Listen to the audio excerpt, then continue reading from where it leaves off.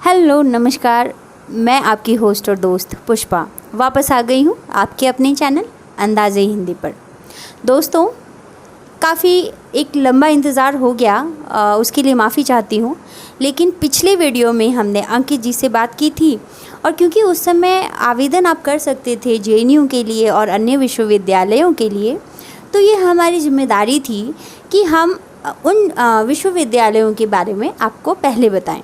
तो जैसा कि हमारे इस सीरीज़ में हम करते हैं, हम अपने मेहमान की जो प्राथमिक, माध्यमिक और उच्च शिक्षा का जो एक सफ़र है वो किस तरीके से उन्होंने तय किया, कहाँ से किया और उसमें क्या चुनौतियाँ उनके सामने आई, इन पर हम बातें करते हैं। तो इससे पहले की वीडियो में हमने जेएनयू के बारे में बात की और इनकी प्राथमिक शिक्षा के बारे में बात की। आज हम इनके बारे में जानेंगे कि इन्होंने माध्यमिक शिक्षा कहाँ से ग्रहण किया और उसमें इनके सामने किस प्रकार की चुनौतियाँ आई। तो चलिए मिलते हैं हमारे आज के मेहमान अंकित जी से। नमस्कार अंकित जी। नमस्कार। आपका फिर से बहुत स्वागत है हमारे इस चैनल में। धन्यवाद। आपसे एक छोटा सा सवाल है मेरा कि जैसा आपने बताया था कि आपने प्राथमिक शिक्षा के लिए आप अपने घर से थोड़ा दूर जाते थे, तो माध्यमिक शिक्षा के लिए आप के लिए ये दूरी कितनी बढ़ी या वहीं तक सीमित थी? ज़्यादा नहीं थी, उतनी ही दूरी थी, स्कूल दूसरा था। अच्छा, तो गांव भी अलग था, जैसे प्राथमिक में आपका गांव अलग था और आप अपने गांव की चाची भाभी के साथ जाते थे, तो इस समय आप किस प्रकार स्कूल जाते थे और किस प्रकार का संघाती था एक माहौल जो बनता है बच्चों का, तो वो दूरी आप कैसे तय करते थे?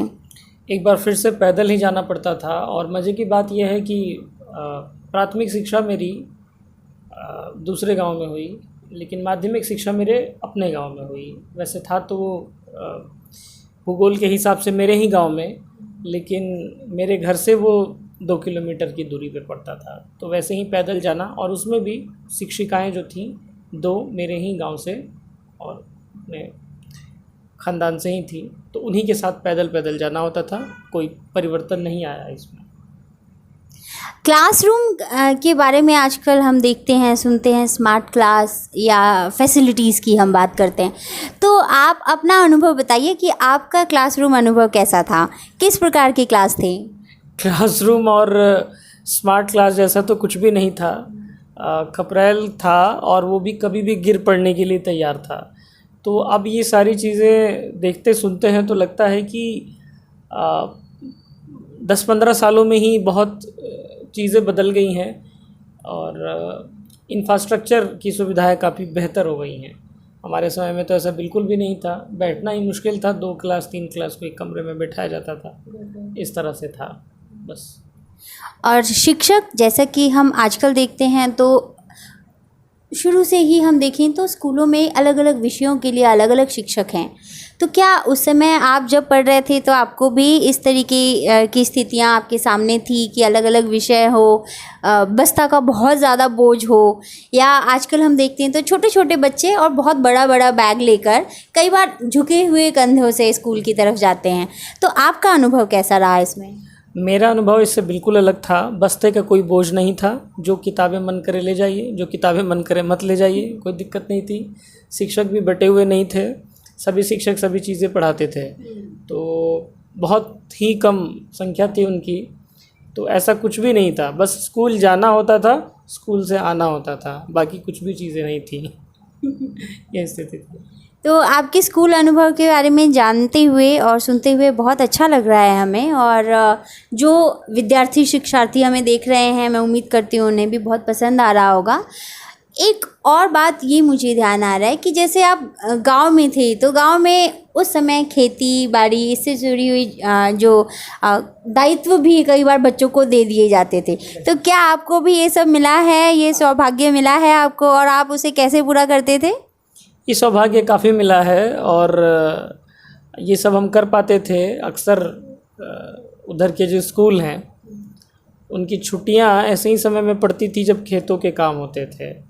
तो मुझे नहीं लगता कि कभी खेतों के काम की वजह से स्कूल छोड़ना पड़ा हो, ऐसा कभी नहीं रहा। छुट्टियों में ही पड़ जाता था, और स्कूल छोड़ना भी पड़ता था तो कोई बहुत बड़ा अंतर नहीं पड़ता था, सब ठीक था।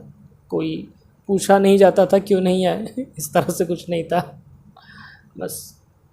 ये आपने महत्वपूर्ण बात बताई। तो अटेंडेंस कंपलसरी पे आप क्या कहना चाहते हैं, क्योंकि आपने कहा कि ऐसा कुछ पूछा नहीं जाता था क्यों नहीं आए, तो इस चीज़ को लेकर आप क्या कहना चाहते हैं और ये कितनी महत्वपूर्ण भूमिका अदा करती है एक शिक्षा में? देखिए, किसी भी सख्त नियम के मैं ख़िलाफ़ रहा हूँ। आप ज़बरदस्ती किसी को नहीं बुला सकते, किसी को इकट्ठा नहीं कर सकते। तो अगर आप अच्छा पढ़ाते हैं बच्चे खुद ही आएंगे, नहीं पढ़ाते तो नहीं आएंगे। नियम बनाने से क्या फ़ायदा है, कोई फ़ायदा नहीं। चलिए, तो अब हम जानते हैं कि अंकित जी की माध्यमिक शिक्षा के बाद उच्च शिक्षा के लिए वो कहाँ गए और उनमें किस प्रकार का विषय उन्होंने चयन किया। उच्च शिक्षा का मतलब तो अगर इस तरह से बात करें तो उच्च विद्यालय ही हुआ 8वीं से 10वीं, वो बगल के गांव में हुआ। और बगल के भी बगल में 3-4-5 किलोमीटर था, 4-5 किलोमीटर था और पैदल जाना आना होता था। और विषय तो वहीं जैसे सब पढ़ते हैं, हिंदी, अंग्रेजी। और अंग्रेजी कंपलसरी नहीं था, जहाँ पे मैथमेटिक्स था और ये सारी चीज़ें थी। मतलब मैट्रिक में तो कोई स्पेसिफिक स्ट्रीम नहीं होता है आपका, जो सब पढ़ते हो आप भी पढ़ते हैं, तो वैसे ही था कुछ।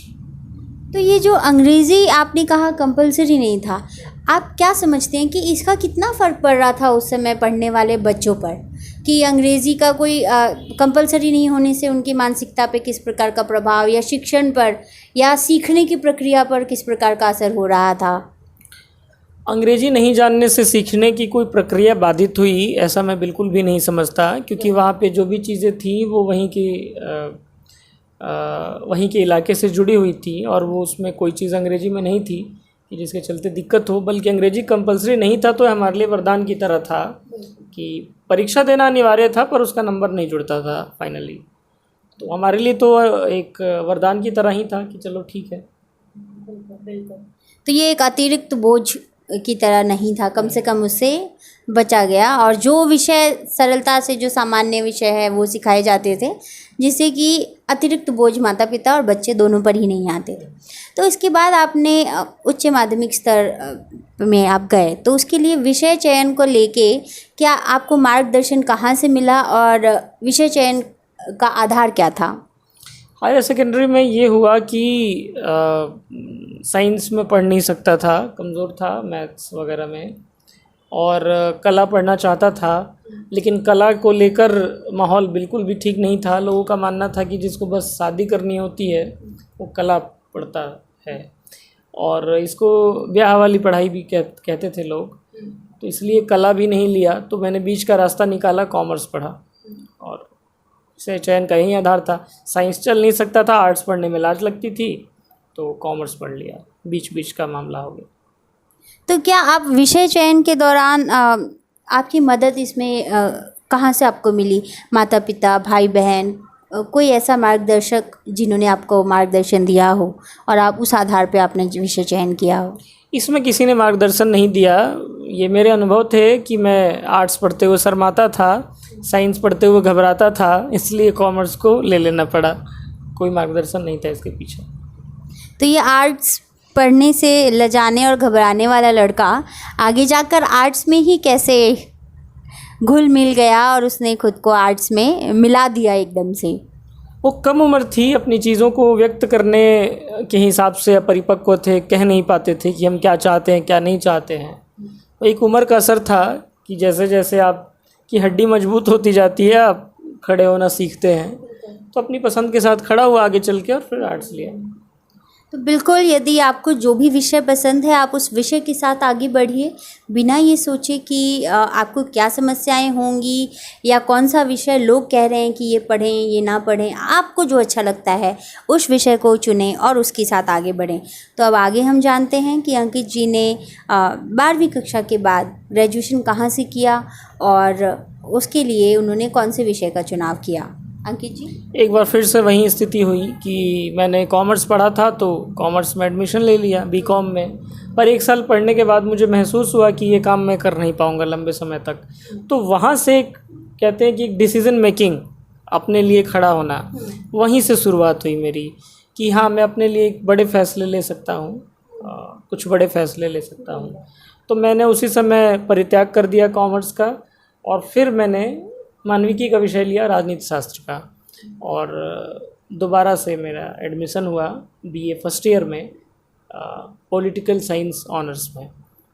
तो वहाँ से मेरा विषय बदल गया पूरी तरह से, और वहाँ पे मैंने पहली बार अपने लिए अपने से फ़ैसला लिया। हालांकि पहला फ़ैसला भी मेरा ही था कॉमर्स पढ़ना, पर उस पर एक सामाजिक दबाव था, लेकिन अब मेरा फ़ैसला मेरे लिए था सामाजिक दबाव से ऊपर उठकर, ये था।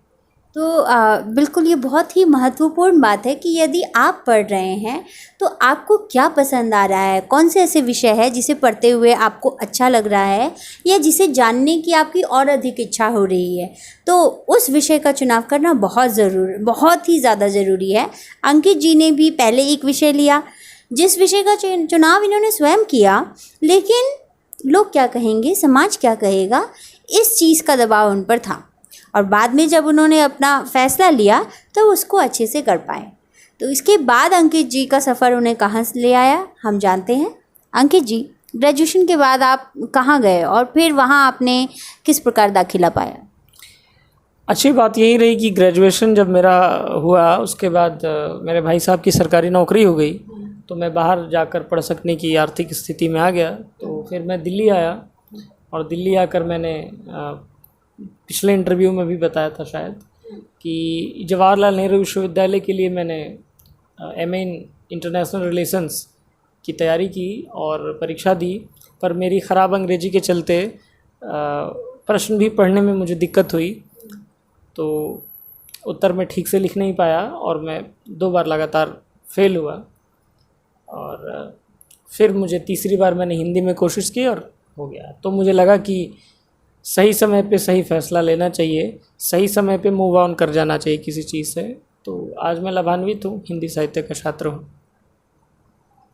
कई बार हम सुनते हैं कि आप उसी चीज़ से जूझते रहिए, आप उससे पार पा जाएंगे। हाँ बिल्कुल है, लेकिन वो विषय, स्थिति और बहुत सारी चीज़ों पर निर्भर करता है। लेकिन सही समय पर सही निर्णय लेना ये एक बहुत ही महत्वपूर्ण पहलू है जो आपके जीवन की गाड़ी को आगे लेकर जाता है। तो अंकित जी, आप जेएनयू तो गए, तो जेएनयू के बारे में हम सुनते हैं कि वहाँ जाकर स्टूडेंट जो है एक कॉम्पिटिटिव माहौल में ढल जाता है, और यूपीएससी हो या अन्य प्रतियोगी परीक्षाएं, वहाँ से बहुत से बच्चों का चयन होता है। इसका क्या कारण आपको लगता है? वही नहीं, किसी भी विश्वविद्यालय में जहाँ क्लासेस होती हों और जहाँ ढेर सारे लोग एक साथ रहते हों, वहाँ कॉम्पिटिटिव माहौल तो होता ही है, एक दूसरे को देखकर लोग करते हैं। तो जेएनयू में भी रहा है यूपीएससी का माहौल। कहते हैं ना, खरबूजे को देख के खरबूजा रंग बदलता है। तो कई बार हमारा एक साथी अच्छी सफलता हासिल करके हमारी महत्वाकांक्षाओं को उकसा देता है कि हाँ हम भी कर सकते हैं, वो कर सकता है तो मैं भी कर सकता हूँ। फिर कई बार ये भी लगता है कि उससे मैं बेहतर हूँ इस मामले में, या उससे मैं इस मामले में कमतर हूँ, तो उसके लेवल तक मुझे आना है। तो एक सब चलते हैं तो हम भी चलते हैं, है ना। अब जैसे आपने देखा कि बहुत सारी सियासी तहरीकों में सब जाते हैं एक साथ, तो पीछे एक चलता है, उसके पीछे पूरी दुनिया चलती है। इसी तरह से ये महत्वाकांक्षा की भी एक तहरीक है, उसके पीछे सब लोग हो लेते हैं, आगे ना पीछे। तो बिल्कुल आगे बढ़ने के लिए हमें बस एक जज्बे की ज़रूरत होती है। वो जज्बा, वो जोश आपको कहीं से भी मिल सकता है। हो सकता है आपका परिवार, जिसे देखकर आप उन्हें आगे बढ़ाने का सपना लेकर स्वयं को आगे बढ़ाएं और उनके सपने और ख्वाब को पूरे करने की कोशिश करें, या आपका कोई मित्र जिसने बहुत अच्छा कोई मुकाम को छुआ हो, तो उसको देखकर भी आपको प्रेरणा मिल सकती है। तो अंकित जी के गांव से विश्वविद्यालय तक के सफ़र को देखकर आपको ज़रूर लगा होगा कि आप भी ये सफ़र आसानी से तय कर सकते हैं। तो बिल्कुल आप इस सफ़र के लिए रुकिए मत, कोशिश करते रहिए। और यदि किसी भी प्रकार का सवाल है तो कमेंट में ज़रूर लिखें। इसका जवाब मैं और अंकित जी, हम दोनों ही इसका सवाल का जवाब आपको देंगे। और डिस्क्रिप्शन में इनका मेल आईडी भी आपको पिछले वीडियो में भी दिया गया था, और इसमें भी आवश्यकता होगी तो इसमें भी आपको दे दिया जाएगा। तो दोस्तों, अभी एक नया विषय हमारे सामने आया है कि शिक्षा जो है बदलती परिस्थितियों के साथ उसका तरीका भी और तौर तरीके बदलने लग गए हैं। ऑनलाइन शिक्षा जो अभी एकदम ज़ोरों शोरों पे है, वो भी कोरोना के कारण, तो अंकित जी का इस पे क्या कहना है, पूछ लेते हैं इनसे।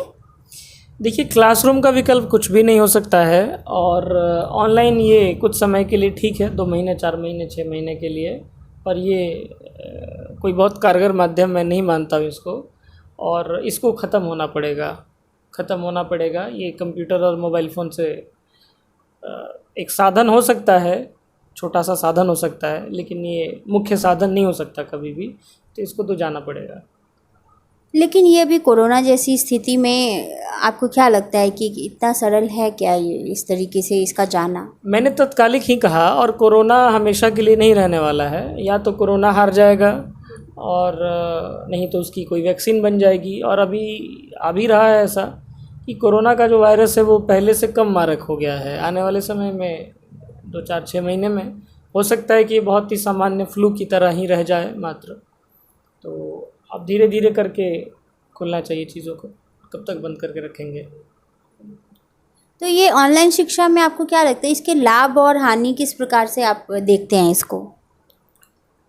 देखिए, ये लाभ हानि से अलग एक ज़रूरत के तौर पे इसको देखा जाना चाहिए कि इसके अलावा कोई चारा था ही नहीं। बच्चों को पढ़ाना था तो ऑनलाइन माध्यम हम लेकर आए, पर ये ऑनलाइन माध्यम ऑफलाइन का विकल्प नहीं हो सकते। ऑनलाइन हम खाना नहीं खा सकते, ऑनलाइन हम बहुत से ऐसे कार्य हैं जो नहीं कर सकते, उसी तरह से ऑनलाइन हम पढ़ भी नहीं सकते। ठीक है, किसी का कोई लेक्चर देख लिया, कोई वीडियो देख लिया, ये एक अलग चीज़ है, लेकिन किताबों का विकल्प, क्लासरूम का विकल्प और ऐसे लर्निंग का विकल्प, ये सब तो नहीं हो सकते। बिल्कुल। और शिक्षक का विकल्प जो है, शिक्षक का विकल्प बिल्कुल नहीं हो सकता, बिल्कुल। क्योंकि शिक्षक जो है और क्लासरूम में ही जब कोई बच्चा जाता है तो वो 1 to 1 कन्वर्सेशन करता है, टीचर से बात करता है, और जब उसके मन में किसी भी प्रकार के सवाल होते हैं या बातों बातों में ही अध्यापक के द्वारा बहुत से अनुभव साझा किए जाते हैं जिससे बच्चे लाभान्वित होते हैं, जो ऑनलाइन कक्षा में उस तरीके से हो पाना बहुत मुश्किल है।